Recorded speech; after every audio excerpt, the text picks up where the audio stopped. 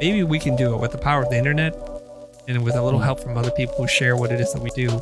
We could possibly reach 1 billion people. But it's hard to say like I'm a designer, because part of being a designer means I'm an observer of the world. I pay attention to things. And you as a human being, no matter where you're from, or no matter what your experience is, you're allowed to ask for whatever you want. The market will decide whether or not it wants to pay you for that or not.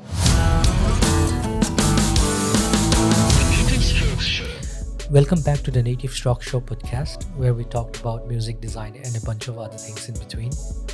As usual, I'm your host, Richard Thang. In 2020, September 4th, which is today, we recorded our very first episode with Rudy, Wallang, and Thang, which was later aired on 6th of September. And this marked our first year anniversary for us. And looking back, we have done almost 23 full episodes and a bunch of other snippets here and there. And I would like to take this opportunity to thank every one of you who have helped us grow this podcast. In case watching two people talk on a video format isn't your cup of tea, you can always switch to either Spotify, Apple Podcast, or Google Podcast to listen to the audio version or the audio format of this show. In this anniversary episode, we have a very special guest, Emmy award-winning designer, director, CEO, and a chief strategist for the Futur, Chris Do. Chris, welcome to the show. It's my pleasure to be here, Richard. Chris, one of the things that I wanted to talk about is that for Asian, graphic designing or graphic designer has never been the first career option for any parents. And growing up, what were your options? Like what was the path that the parent has already chosen for you? I think being immigrants to America, we have a very common immigrant story, which is highly focused on education and then to try to have some stable life and career in doing engineering, science, medicine, or law. Those seem to be like the ways to go. And I totally understand that. And that's their plan for me, but I didn't fit into that plan. Does it boggle you sometimes not to fit in that frame while growing up? Or how do you comprehend to the fact that you don't fit in the box? Well, like a lot of people, I don't feel like we fit in boxes, and it's kind of disconcerting. It's dysregulating to think that I was supposed to be something and I'm not. And I'm going to have to be okay with that. I'm an Asian person growing up in America in a predominantly white Caucasian neighborhood. And I don't belong here. My first language isn't English. I don't belong here. And so you get used to this idea that you don't belong, you don't fit. And I guess if you tell yourself that enough, then you either get okay with it or you're going to be very depressed and sad. So I'm going to get okay with that. So I'm not so good at following rules. And would you say that it's good to tell yourself you don't belong, or it's better to just ignore the noise that you don't belong? I think it'd be healthier if you felt like you belonged. But even people who don't have any reason to feel otherwise, people go through phases of isolation and feeling estranged in their own communities. And I think it's probably a little bit more common as part of the human experience than it should be, but just it's life.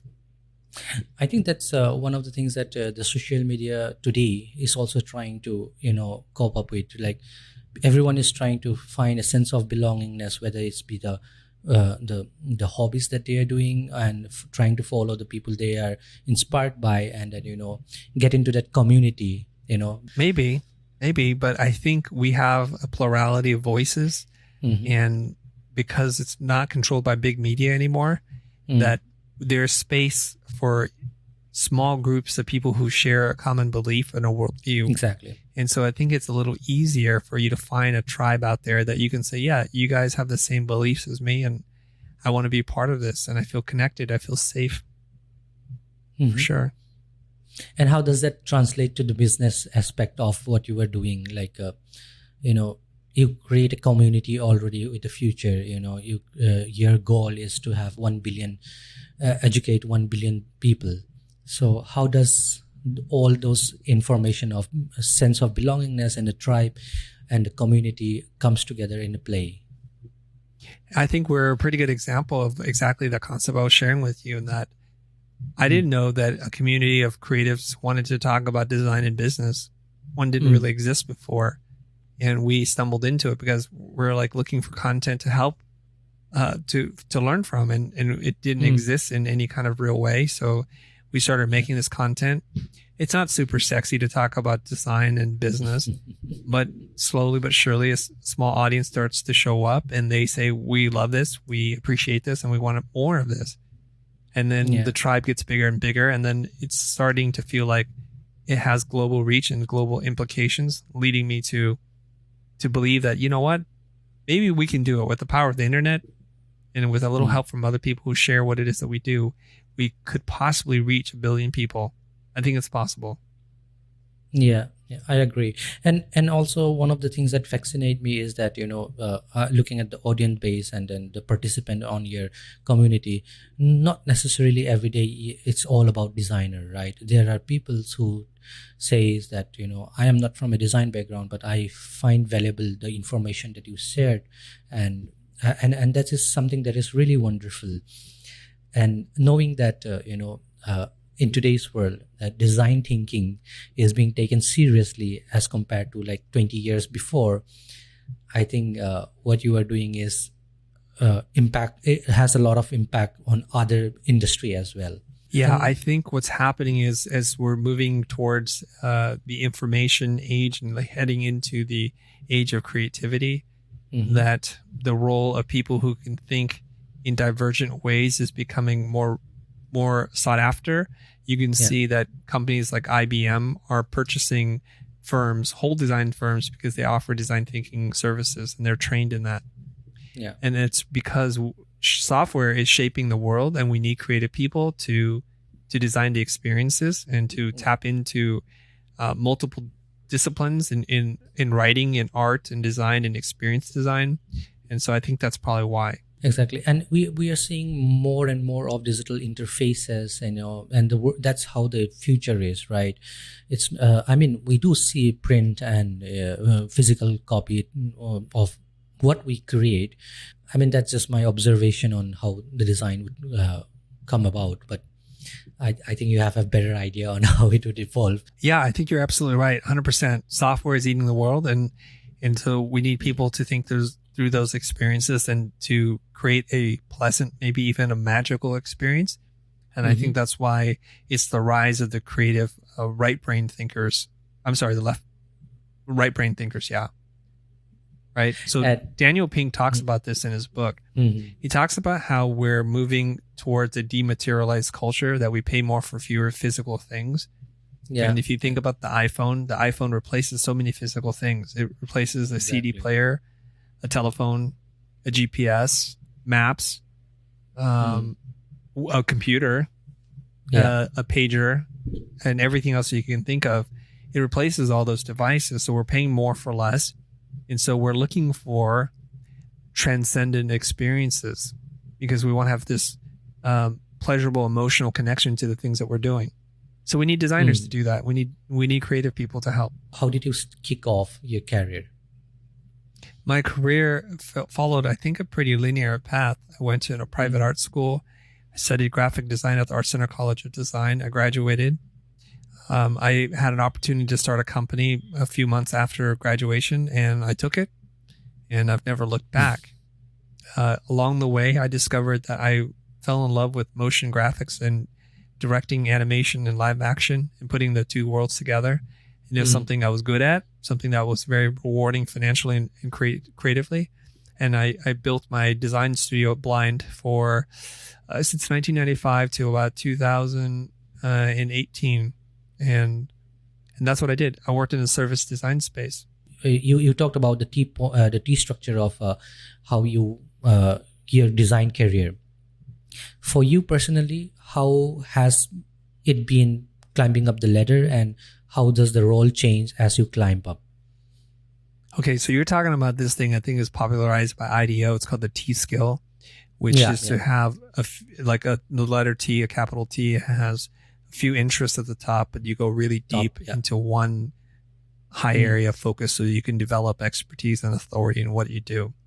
So when I launched my design business in 1995, I took on any kind of creative work because I wanted to work with clients. I wanted to make money. So I took on logo design. I took on web design. I would do some animations and everything in between those things. And I found it very difficult to be competitive against the best firms doing those things. And so I had to decide I want to focus on one thing. And at that point in time, my love was for motion design. So I quite literally stopped taking on any other kind of work and just focused on motion design because I wanted to get good at it.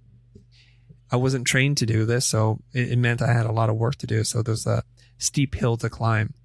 And so when I got what I thought was good enough to do motion design work, I had to also learn there's a whole business, marketing, bidding, sales, closing function that I didn't know anything about. I made it up as I went, but luckily for me, I got to meet some people who had experience in bidding projects, and I'm a fast study, so I saw what they did, and I thought, this is what I need to do. So I started to learn how to play the game of business, and it started to increase the kinds of opportunities we could win, and eventually led us to a place where we're competing with some of the best firms in the world. For any good designer, I would say the understanding the entrepreneurial part of it or the business aspect of it is really important. Whether you're just freelancing or you have teams of designer working under you, it doesn't really matter. You just have to learn it. Otherwise, you'll still be a small fish in the pond, I believe. I mean, if you're really, really talented, like top in the world, you probably do okay.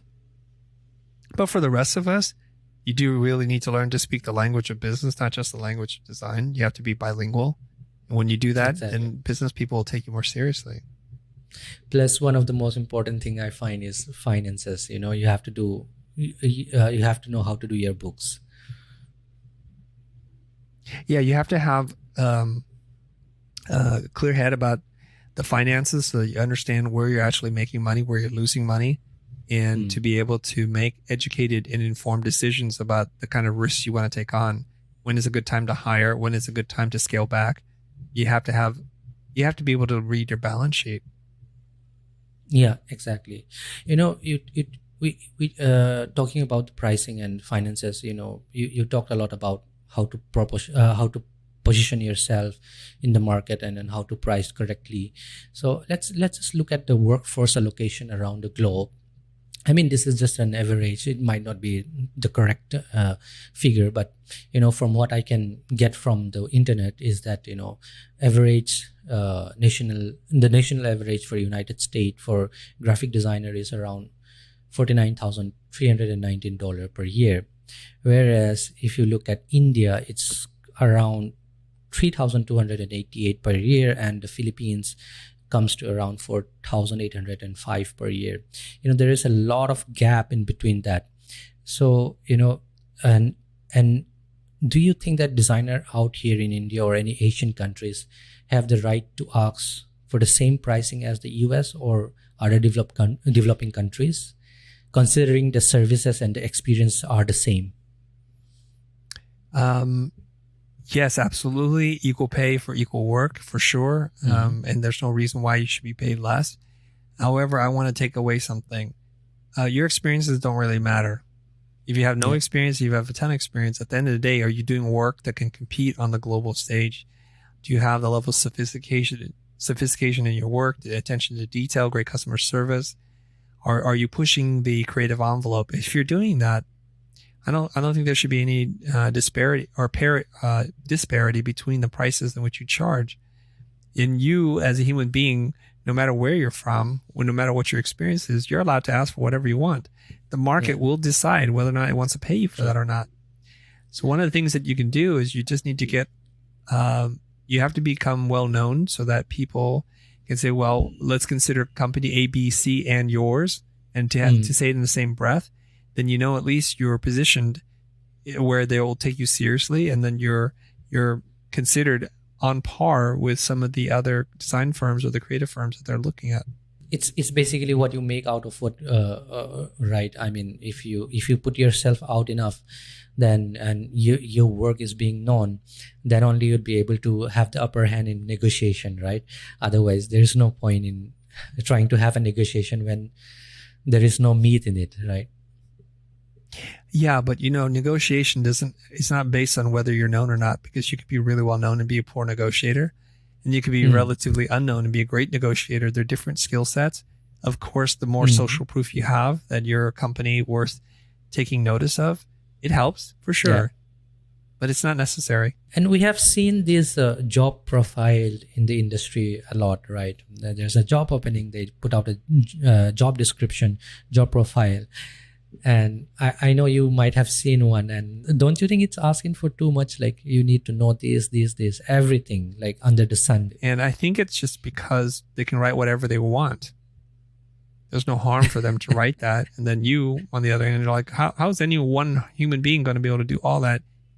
And then you just submit your work anyways. Who cares? So it's a game. Exactly. It's like an arms race, right? They say, we have this. And you're like, well, I have this. And I'll tell you right now, given all those crazy job descriptions, if you just submitted your work and your work was really, really good and had deep, narrow focus, you're going to get a call. And yeah, it's not the designer who created the job description, I would say. Yeah, it's just a little lazy on the recruiter side, but whatever. They can ask for whatever they want. True. And Chris, do you think that good design is based on biases? I don't know how to interpret that. What it depends on which bias. What do you mean? I think it's based on what we are feed in as good design. And then we started to be biased towards what we are feeding. Then we started to judge, okay, this is a good design and this isn't a good design. I might not be 100% sure, correct on that, but I want to know your take on it. Yeah. I don't think good design is subjective. I don't think good design is subjective at all. I believe aesthetics are subjective. It has a lot to do with taste and personal preferences, right? Yeah, but true. For example, if you say, well, is good food subjective? Well, maybe to some people. And what we're talking about is personal preferences. But if the food is not cooked well, someone could get sick. If you use poor ingredients, then your ability to fashion a good meal might be greatly diminished. Good design should solve a problem, a communication problem. So if you are trying to communicate an idea and most people don't understand it because the message is buried in design, well, you could say that's bad design. It doesn't matter what it looks like, but if people can't read it, that's a problem. Good design should be able to help sales. So if the design helps people find what it is they're looking for, they make more purchases, then we say that's good design. And good design doesn't fall apart. Good design creates a magical connection between a person and the thing that they're using, and an emotional experience, an irrational experience. So when we say like, does Apple make good design or does Dell make good design? And you can argue for one or the other, but it's not subjective. Yeah. Like, it's not all about aesthetics. It's because all the little decisions, all these smart little decisions creates an experience that for many people, they describe as magical. And if they sell more products, you could say, well, that must be something. Design must be contributing to that. So Marty Neumeier talks about this in his book. It's like, we as designers have to elevate ourselves out of the design ghetto and stop talking about whether we design posters and toasters. Design should move the needle. Design should solve a problem. And how does that applies for a graphic designer whose work day in and day out might be, for example, making a banner or making a poster, and he doesn't have any opportunity to move beyond that. For example, in an advertising agency setup, you just get the brief and then you have to churn it all, around, right? Yeah. The first thing is, when we say the words like we don't have any opportunity, I think we're creating a narrative that's not helpful to us. And I want to change that narrative. When you say you don't have opportunity, well, you might not have opportunity at work, but what do you do in your own time? Exactly. And what are you doing to take agency over the direction of your life and your career? So if the agency that you work at doesn't let you do anything but banners and they're not interesting for uninteresting clients, that's just your job. You don't have to stay at that job. You can quit. You can find another job. You can also ask for greater responsibilities and demonstrate what it is you're capable of doing. So when you do more than what you're paid to do, people tend to take notice. And conversely, also, you can just start working on your side projects and saying, at work, I do this. In my own free time, I do this. And eventually, if you are good at that other thing, people will know you for it and they'll give you the opportunity. So let's not sit back and say, well, I don't have the opportunity. I can't do anything about it. Because that is the mindset of a person who's already defeated. And this takes to my point that, design isn't really a 9 to 6 job. many of us have taken it to be. So I would, really wanted to hear your point on that. Is it a 9 to 6 job, or what is it? Is it more than a job? Well, I don't want to answer for anybody else. For some people, it's a way to make a living, like most professions. For some, it means more than that, and it's okay for it to mean one or the other, or anything that it means to you. But it's hard to say, like, I'm a designer, because part of being a designer means I'm an observer of the world. I pay attention to things. And so when you're at your job and you're paid for it, and you go home and you see a beautiful piece of design, or you watch a show and it inspires an idea, you can't just say, I'm going to turn off my observation brain. I'm going to stop seeing. I'm going to stop noticing. I'm going to stop paying attention. And so you stay alert and you learn things, and you're reading and you're contributing to your to your well of knowledge, right? Exactly. That's what you're doing. And so I think when you're not at work, you're still connecting dots. You're still pulling ideas together. So you can stop working, quote unquote, but you're still a creative person before you're an employee. True. And Chris, we talked about the design industry changes before, and I just wanted to track back a little on that. And then, as we've seen slowly how the design industry have changed, where, prior it would be like the board meeting will happen, and then, they'll throw whatever decision they have, and they'll throw it to the marketing team or the creative team to make it something presentable. Whereas here we are going into the phase where we have been invited into the board meeting to really understand what is the requirement here. So what do you think has triggered these changes, and then where do you think we are moving towards? I think smart companies realize the importance and role of design. And I don't mean just the way things look, but the entire experience and how it can provide a competitive advantage. So if you're running a department store like Target, they realize that it doesn't cost any more money to design something well and hire well-known, reputable designers to make products that are household goods, and it can be sold for. It doesn't cost more to make, but it can help move the needle in terms of increasing sales.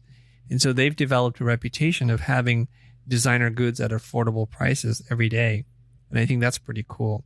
It's actually more expensive to have bad design than it is to have good design. You pay for something once at a reasonable price, but you reap the benefits of it for the rest of your life. I'll give you an example. Here in the States, we have this brand called Method Soap. And Method Soap had a very simple idea and observation that when you have containers of soap, they're so ugly that people will put them under the counter. They'll put them in the cabinet. And so their whole thing was, we don't need to reinvent soap, but we need to put in a vessel, a container that people aren't ashamed of. And so they hired an Egyptian industrial designer. His name is Karim Rashid. And he's rather famous, and he tells them, you guys can't really afford me, so I'm going to make you one design, and that's it. And they, as a startup, agreed. And he comes up with this beautiful tear-shaped bottle. Looks like a teardrop. And that's how their company is born. They started to sell really well and fly off the shelves, and they were able to expand. And it's because a designer created a shape that wasn't offensive to people and felt like it could live on the counter. And because of that, they created a different market. They created a new type of customer, a discerning, aesthetically minded customer who wants to buy a soap dispenser that looked good. What do you think is the future? The way we do things right now as designer, how do you think it will change later, maybe 5-10 years down the line?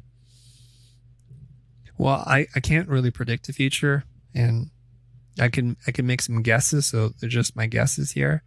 Okay, so we just look at some trends, and then we can then make a logical deductive conclusion. One is that we're going to be relying more and more software. More things are moving into the cloud. So we're going to be interacting with things in a digital interface. We can also see that social platforms are not going away, that more and more people are spending time on social media and communicating, connecting with people that way. And so if you just look at those two things, the jobs that are going to be in demand in the near future are people who understand design thinking, who are good at user experience design, as well as interface design. A lot of that also has to do with animation and motion graphics to capture and hold people's attention. What we can also see is shifting away from traditional advertising into influencer marketing. And so in the old days, there was a brand or product. They hired an agency. The agency came up with a strategic plan, and they hired production companies and design studios to produce those things.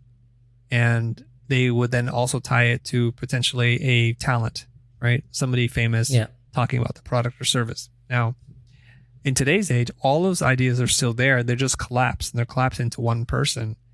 So as a content creator with a following, I bring an audience with me. So I'm like a network, right? Like I'm where the ad lives.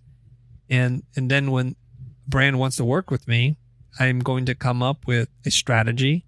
I'm going to produce the work, and then I'm going to distribute it. And I'm also the talent. And so that's incredible power and opportunity for people out there who can be presentable on camera, who have an ability to connect with an audience, and who has a decent sized following. Based on that alone, you become the agency, the production studio, the talent, the marketing agency. You become all those things wrapped up in one. And I think that's tremendous opportunity. So for me, all businesses in the future have to have a website. All businesses in the future are probably making content and media and producing things for social media. So if you service those businesses and those business needs, I think you'll be doing fine in 5 years. Yeah. And do you think that any of the things that we currently are doing will die die a slow death? Like, for example, a flyer, a brochure, or any material for that sake? Yeah, I think there are some challenges.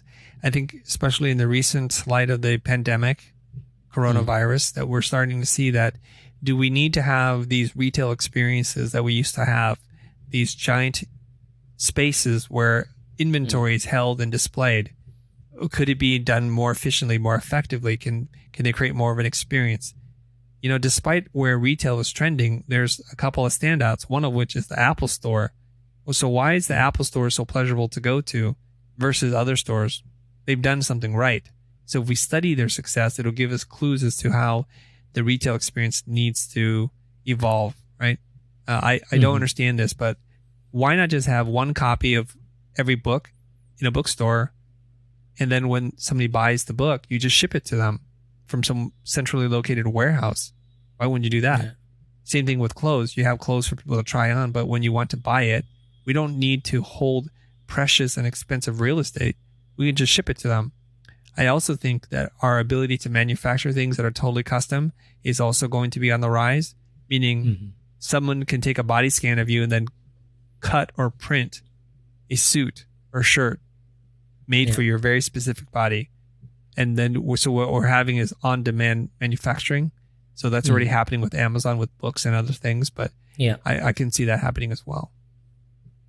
And, with the current introduction of artificial intelligences and, like, for example, platform like Canva, I know it's not the top end software for a graphic designer, but for a marketer, it's really helpful, right? So you don't have to bother your designer friend who is busy to make you a poster that for an event or something like that. How do you see that change? I mean, will that get better and better, or there will be a break point somewhere that, no, we need a designer for this? I see. Well, first, let's just separate a couple different ideas. One, software is getting more powerful, full-featured, and it's going to get cheaper and cheaper because we're going to see tools that are specifically designed for mobile experience. And we're seeing a lot of success, say, with the program of Procreate. Procreate is like a wonderful, intuitive, affordable piece of software that can make average people, they have the ability to have very powerful digital tools to make their art. I think that's really, really cool. And what we have to also say is a paintbrush does not make an artist, as a chisel does not make you a sculptor. Having Canva or software does not make you a designer or a creative person. It just gives you the tools. That's also to say that you don't necessarily have to be trained to be good at something. You just have to have good instincts, and you have to put in your time in practicing and applying your craft. So I have no problems with non-quote unquote creative people doing the creative work. Is that work you really want to do anyways? Because if anybody can do it, there can't be much value to it. It's you want the jobs that no one can do or few people can do, because those are the ones that command a premium. So I wouldn't worry too much. People are worrying about AI replacing you. Well, if you do a job that a robot can do better and faster and cheaper, you're going to be out of a job, and that's a dead end career. Yeah, you put it nicely there. But yeah, I agree. And to your point where you said that non-marketers and if you do good enough. So let's just go back and have a hypothetical situation where somebody wants to learn to be a designer, but he has no clue what he's getting into. Do you think that with a good training he can be a good designer, or it's something that being a good designer is an inborn skill? Well, I think this hypothetical situation where someone first sets the intention, I want to be fill in the blank, is how all of us enter into our field, is it not? Right? I want to be a lawyer. Exactly. I want to be a doctor. Well, you know nothing about law or medicine. And so then you take the necessary steps to get there. The interesting thing about being a designer is you don't necessarily have to be certified. You don't have to have a degree. You don't have to have anything. Whereas a doctor and lawyer, you have to be tested and you have to be verified that you know what you need to know, because the lives of other people are in your hands. And so first you set the intention, I want to be a designer. You have a roadmap for yourself, either go through school or self-taught. Either way, it's fine. And then you work on acquiring those skills, and slowly but surely you close the gap. I was talking to the gentleman. He's an amazing dancer, dance choreographer, a creator, director. And I asked him, man, you the way you move is amazing. I cannot dance. He goes, Chris, everybody can dance. Just a question if you want to put the time in to learn. So do I believe that anyone can become a designer? Absolutely. It's not an innate natural gift that you're given. You learn it. Exactly. And you learn it by being exposed to a variety of design and having the ability to be discerning and have the discourse about what is good and what is not. And then you have to know certain tools, and then you practice and apply what it is that you've learned. So most definitely you can learn. Exactly. Yeah, because I was pulling up this question because there is a preconceived notion to many people that, oh, you're the creative people, you're this people, you're the finance people. So we tend to put everyone in a bucket like we discussed in the beginning. So, yeah. And right before we end, what will be the biggest learning that you have in running the Futur? The biggest learning. Okay, so I'm going to reinterpret your question. Is what would I tell my younger self about content creation based on the 6 years that I've been doing content for the Futur? Okay, is that okay if I answer that question? Yeah. That's completely fine. Yeah. The first thing I would tell my younger self is, as early as possible, start creating content, and don't worry about creating for anyone except for yourself. Just to get into the groove, the practice of articulating your thoughts and explaining things to people. And I would say then do it as early as possible, and do it for at least a year without worrying about what the results you're getting, because you just need to put time in to find your voice, to find your presentation style. It is very, very important for you to work on. And so stay out of the results for a while. And if you do so, you're going to have this ability to not only be smarter, but you have an ability to build a community and attract people who think what you think, who like what you like, who believe what you believe. And you're going to create opportunities for yourself, some with clients and some with brand sponsorships and partnerships. But it's just good to be able to practice articulating your thinking, because ultimately that'll lead you to writing and sharing your ideas in a way that will translate from one to many. And I think that's where the real power is. Sure.